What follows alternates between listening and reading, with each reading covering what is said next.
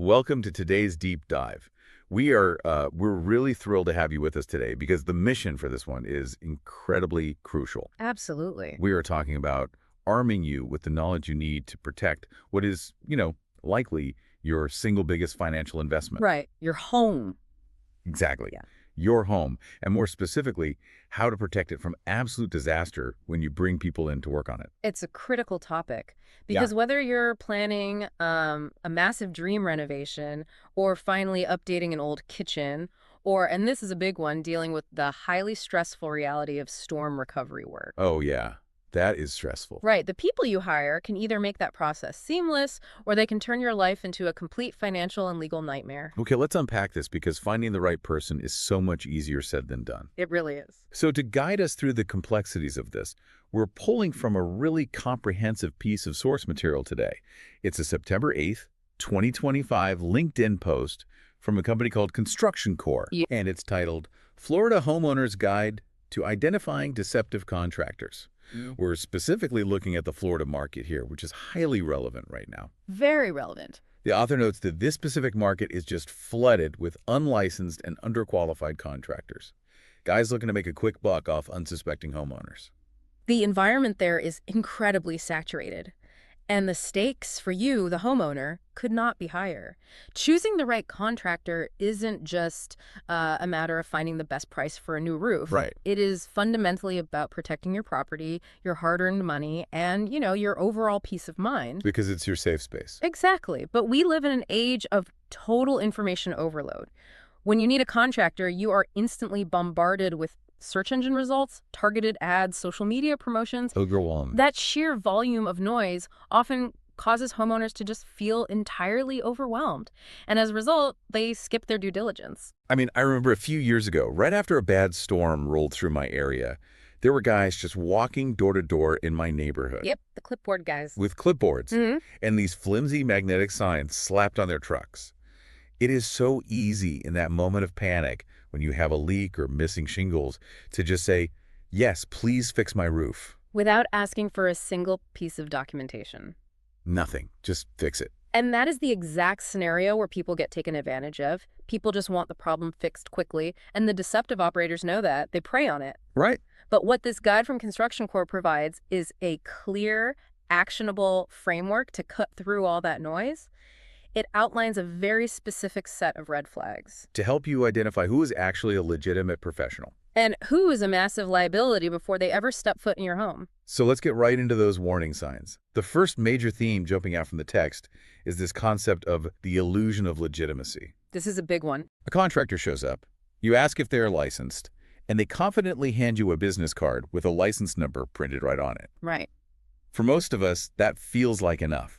We see the number, we assume they're state approved, and we move forward. But if they actually hand you a valid number, why does the guide flag that as a potential danger zone? What's fascinating here is the specific tactic being used, which is called illegal advertising. Illegal advertising. Right. Simply having a number written on a piece of paper or painted on the side of a van means absolutely nothing. Anyone can print a card. Exactly. You need to verify that exact license directly with the Florida Department of Business and Professional Regulation. The DBPR. Widely known as the DBPR. They maintain a public online registry, but you aren't just typing the number in to see if it exists. Well, you have to check the names. You have to confirm that the company name registered with the state perfectly matches the business that is advertising the work to you. So to make sure I understand the mechanics of this, if the state DBPR database says that specific license number belongs to a corporate entity called, say, ABC Construction Incorporated, but the logo on the guy's shirt and the estimate he hands me says XYZ Remodeling. That's a huge problem. What does that actually mean for the homeowner? It usually means you are dealing with an unlicensed individual who is essentially renting or borrowing a legitimate license number from someone else. Wow, just borrowing it. It is a fundamental deception before a single tool has been lifted. The text explicitly states that this kind of mismatch is a violation and constitutes illegal advertising. So they're lying from day one. If they're willing to deceive you about their legal right to operate in the state of Florida, you have to ask yourself what else they are going to deceive you about when the walls are opened up. That changes the whole dynamic of how you vet someone. And it connects to another major warning sign regarding their physical footprint. Red flag number 7 in the guide. Yes, the phantom contractors. The author points out that a lack of verifiable online reviews or the absence of a physical office location is a huge red flag.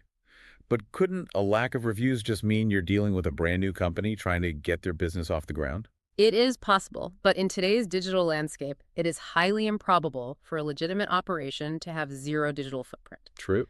A complete lack of reviews on platforms like Google or Huz speaks either to a lack of verifiable history or, more concerningly, a deliberate attempt to hide their past work. Like they rebranded after leaving a trail of unhappy clients. Precisely. And what about the physical location aspect? If a contractor does all their work out in the field at various job sites, why is it so critical that they maintain a brick-and-mortar office address? It comes down to accountability. The text notes that if the contractor has no physical office address, or if their entire corporate presence is tied to a P.O. box at a local shipping store, it becomes incredibly difficult to track them down. It's like online dating, right? Or buying a car from someone on the internet. If the person you're dealing with only has a P.O. box and no physical address where you can walk in and speak to someone face-to-face, they can just vanish. That's a great analogy. A legitimate business puts down roots. They invest in a verifiable address because they plan on being part of the community for the long haul. Right. If they only operate through a P.O. box and a cell phone number, they can vanish completely the second a project goes sideways. That makes total sense. You need to know where to send the legal paperwork if things go completely off the rails. Exactly. Which brings us to the next major vulnerability for homeowners, Theme 2. And that is the paperwork itself. The guide refers to this brilliantly as the napkin contract. A napkin contract. We see this all the time. A contractor walks to your house, looks at the project, scribbles a few numbers and a vague description on a single-page estimate, and asks you to sign at the bottom. It's a nightmare waiting to happen. What should actually be on that paper to protect the homeowner? A single-page estimate is a recipe for disaster because it leaves all the crucial details entirely undefined. A proper, legitimate contract must contain very specific elements to protect both parties. Like what? It must detail the exact scope of work, meaning a granular breakdown of what is being done and the specific grade of materials being used. It needs a clear payment schedule. It must include a formal change order process, which dictates exactly how unexpected extra work will be documented and priced. It needs to clearly state the warranty terms, and critically, it must ensure lien law compliance. Wait, let's pause on lien law compliance. Sure. For anyone who hasn't been through a nightmare renovation, what does that actually mean for their property? This is one of the most misunderstood risks in home improvement. In Florida, if you hire a general contractor and they hire subcontractors like plumbers, electricians, or roofers, or if they buy materials from a local lumber yard, those secondary parties need to be paid. Makes sense. But if your general contractor takes your money but fails to pay those subcontractors or suppliers, those unpaid parties can legally place a mechanic's lien on your home. So even if I paid the general contractor in full, the plumber they hired could still sue me or put a lien on my house because the general contractor kept the cash. Precisely. You could be forced to pay for the exact same work twice just to clear the title of your own home. That is terrifying. It is. That is why strict compliance with Florida's lien laws, including the proper use of lien releases for every payment you make, must be explicitly baked into the contract. Without that detailed level of documentation, you are totally exposed. Here's where it gets really interesting. The author devotes a whole section to insurance, which sounds to a lot of people like standard administrative stuff, just paperwork. Right. Why do they frame a lack of proof of insurance as an urgent, immediate threat rather than just a bureaucratic oversight? If we connect this to the bigger picture, we are talking about the terrifying reality of personal liability. Personal liability. Yes. Every single licensed contractor in Florida is legally required to carry both general liability insurance and workers' compensation insurance. If your contractor cannot produce a valid, verifiable certificate of insurance directly from their provider, they're shifting an astronomical amount of risk onto your shoulders. What does that risk look like in practice if something goes wrong on the job site? Let's say a worker is carrying supplies and falls off a ladder on your property, sustaining a severe injury. Or perhaps they make an error that causes a pipe to burst, severely flooding not just your home, but your neighbor's property as well. Oh, no. If the contractor does not have the proper insurance coverage, you, the homeowner, can be held personally legally liable for those medical bills, lost wages, and property damages. I hadn't considered the liability aspect from that angle. You hire someone to improve your house, and suddenly you are facing a massive, life-altering lawsuit because the contractor decided to cut corners on their overhead. It happens more often than you'd think. That certainly explains why you have to demand to see that certificate before anyone lifts a hammer. Absolutely verify it. Let's shift gears slightly and talk about the money mechanics. Theme 3. I hear the risks we've discussed, but let's talk about the initial quotes. Okay. If I get 3 bids for a major project, and one is drastically lower than the others, red flag number 3, couldn't that just mean that specific contractor is more efficient or has lower overhead?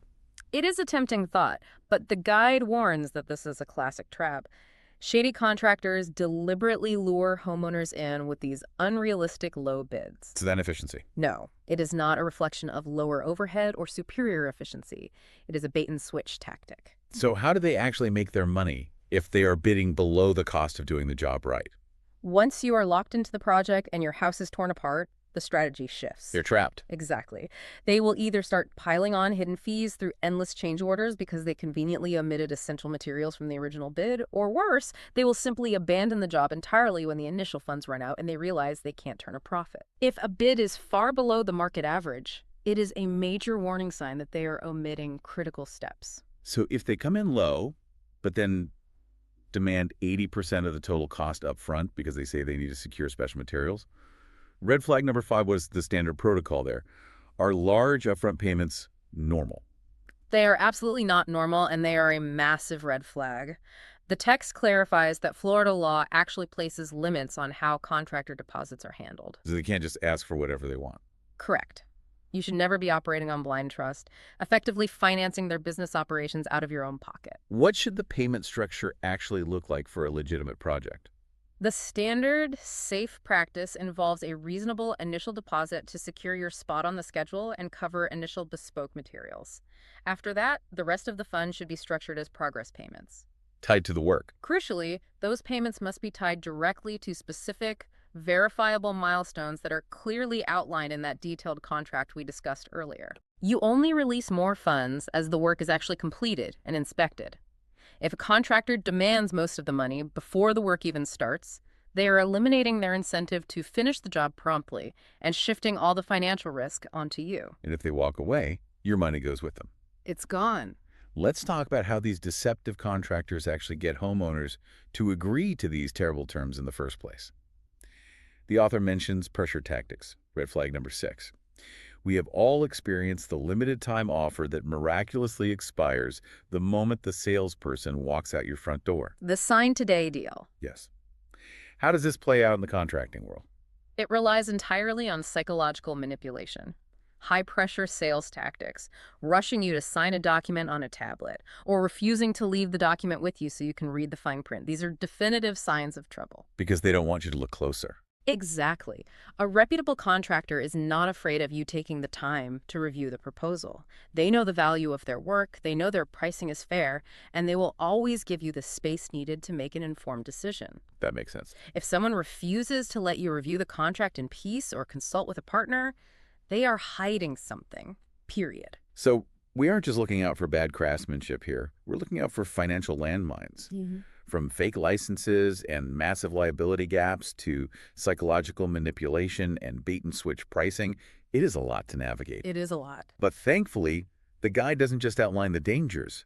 It also sets a benchmark for what a legitimate operation actually looks like in practice. This brings us to theme 4, the gold standard. Right, what right looks like. Based on the text, what should homeowners be looking for? It is incredibly important to establish that baseline. The author of today's deep dive, Construction Core, uses their own organization as the prime example of what doing things the right way looks like. They practice what they preach. They do. They don't just ask the reader to trust them blindly. They provide their exact, verifiable footprint for anyone to scrutinize. Yes, and I want to list these out because it really illustrates the level of transparent detail you should expect from a professional outfit. Please do. Construction Core lists their specific state credentials right there in the open. They are a certified general contractor under license number CGC 1530192. Okay. They hold an electrical license, EC13013956, a plumbing license, CFC 1432954, and a mold remediation license, MRSR 4642. By broadcasting those specific license numbers, they are inviting the homeowner to do exactly what they advised earlier. Go to the DBPR website, type those numbers in, verify the corporate name, and check their standing. It's the ultimate display of professional confidence. Exactly. If we synthesize the core values that Construction Corps operates under, they rest on three distinct pillars: full transparency, licensed expertise across multiple disciplines, and strict Florida code compliance on every single job. So what does this all mean? If we bring all of these threads together, the ultimate takeaway from this deep dive is a reality check about the false economy of cutting corners. Yes. Your home is your biggest investment, and the text makes a rock-solid case that trying to save a few bucks up front by ignoring these warning signs or skipping your due diligence is a massive mistake. A huge mistake. Hiring the wrong person can and often will cost you thousands of dollars down the line in mechanics liens, liability lawsuits, wildly unsafe living environments, and completely wasted money. It requires a shift in perspective. You have to move away from simply hunting for the cheapest possible option and instead focus on finding the most verifiable professional option available. The value of peace of mind. Right, because the financial and legal risks of doing otherwise in a market like Florida are simply too catastrophic to ignore. We want to leave you with a direct call to action straight from today's material. Do not settle for handshakes and napkin estimates. Demand detailed, written contracts with clear scopes, milestone payment schedules, and lien law protections. Request those insurance certificates and actually verify them with the provider before you sign anything. And most importantly, verify every single license and corporate name match directly with the Florida DBPR. It takes 5 minutes of your time, but it could save you years of legal headaches and financial ruin. This raises an important question, though. We have spent a lot of time today unpacking the financial and legal risks of shady contractors. The lawsuits, the lost deposits, the invalid contracts. Right. But think about the physical reality of Florida weather and the intense nature of storm recovery, which the text specifically highlights. The actual structures. Exactly. If a deceptive contractor is willing to bypass basic licensing laws, forge insurance paperwork, and manipulate payment schedules, imagine the invisible structural codes they are quietly ignoring right behind your freshly painted drywall. Oh, wow. When the next major hurricane hits, those hidden shortcuts in the framing or the roofing could literally be the difference between a home that stands strong and one that completely fails. It makes you wonder, what else are they hiding where you can't see it? That is a chilling thought, but an incredibly necessary one to keep in mind. The paperwork and the transparency are ultimately just a reflection of the physical work they do. Precisely. Thank you so much for joining us on this deep dive. We hope this knowledge empowers you to ask the right questions and protect your home and your investment.